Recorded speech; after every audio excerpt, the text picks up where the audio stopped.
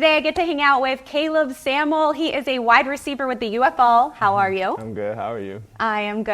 All right, we're going to just start by learning a little bit about yourself. Tell me, I want to know, how did you get into football? Take me back to your childhood. What made you get to this point? Honestly, there was a point in one time when I was a kid. I was like 6 years old, 7 years old, and I was playing with like 11-year-old, 12-year-olds, and I was still I was competing with them. And that's when really my family knew, I might be good at this. Yeah, my dad was like, he's going to be special.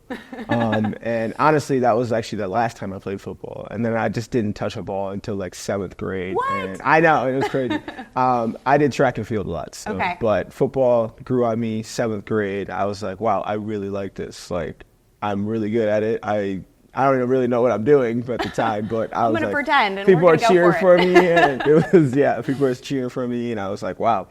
And then high school hit, and I was like, okay, I'm already ranked, so we would have to keep just going. I played varsity as a freshman, and that right there shows Yeah, that's really tough. Yeah, I know from having cousins who played football. So what high school did you play for? Berea Mid Park. Okay. So Berea 2 years, Berea Mid Park 2 years. So we actually combined with our rival school, but they were cool. That's So interesting. it was cool, okay, all right. Yeah. So native Clevelander, did you grow up in Cleveland? Yes, grew up in Cleveland, born and raised. All right, awesome. And then you recently moved towards the Akron area, yes? So you're going to do that? So I just recently moved to the Stowe area. Yes. And it's very nice. So we're glad to have you close to Akron over here.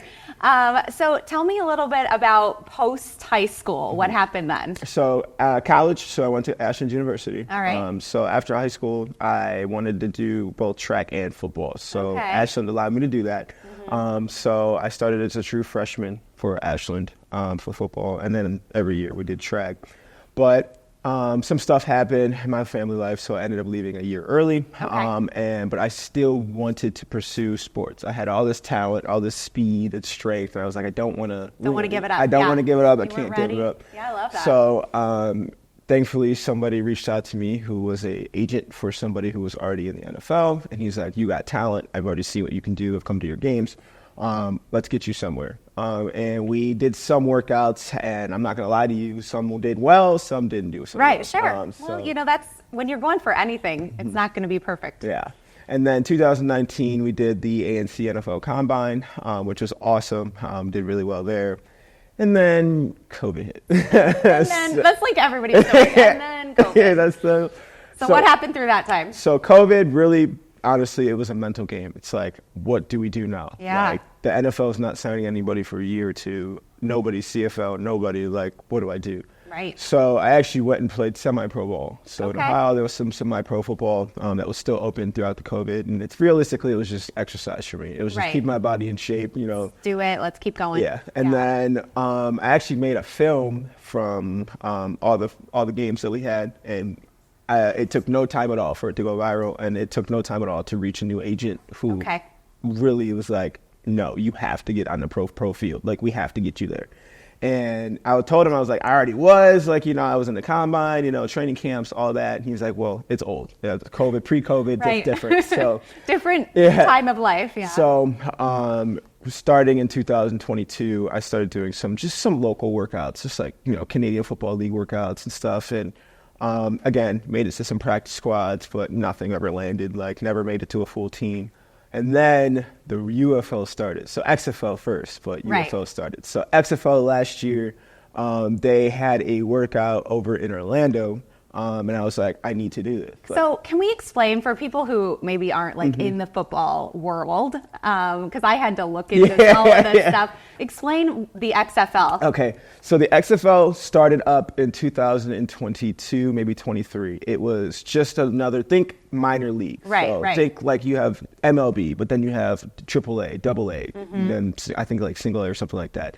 NFL is just basically the same thing. You have NFL, you have CFL, which is Canadian Football League. You have XFL or UFL, which is United Football League. Right. They all pay really well. You do really fun stuff, and it's all professional. Yeah. So it's Getting in these leagues are just as hard. I'm not going to say as hard, but it's hard to get into. Yeah, You still got to absolutely. you have to have that talent. You have to have that drive. So it was called the XFL, and then now it's shifted over. It's called the UFL. Because they bought out the USFL, which is another league. Okay. So they were like, let's Put 'em together. Put them together. Put the 4 best in this league, 4 best in this league, and then put them together. All right, great. So you are going for a team this year. Yeah. You don't know what team you're on yet. You Yeah. won't know till January. I won't. Well, I somewhat know. I can't really say, but Okay.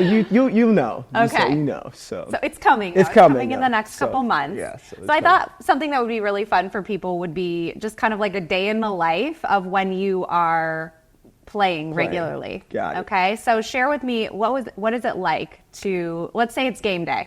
Okay. What is it like for you? My game day rituals. Yes. What are your rituals? What is it like? So some people are gonna laugh at me, but when I wake up in the morning, I eat candy. So Oh my God. Oh no. During the game, it's just I don't know, something I've always done. Hey, if it works for you. It works. And then so depending on whether it's a home or away game is a big factor too. So let's just say it's a home game. For the UFL, the home games, you actually fly out to your home games. So you're actually stationed in Dallas, but you fly out to your home game anyways. Oh, So, okay. yeah, so not many people know that. It's a fun Yeah. fact. And so let's say it's a home game and you have to get to the field or wherever you have to go by like 1 o'clock. So realistically, it's just me prepping. I'm just listening to music. Stretching. I always do my own stretching, even on the field. It doesn't matter where I'm at. I'm stretching on my own. That's good. And then Keep yourself safe. I am just doing anything to keep my body calm. But something I was taught when I was little was one of my coaches are like, why change your lifestyle or why change the day, on a special day, for example. So like if you have a big game day, like you should just treat it as any other day. Do what you would do normally. So your body doesn't, make any mistakes or do anything that's just not normal.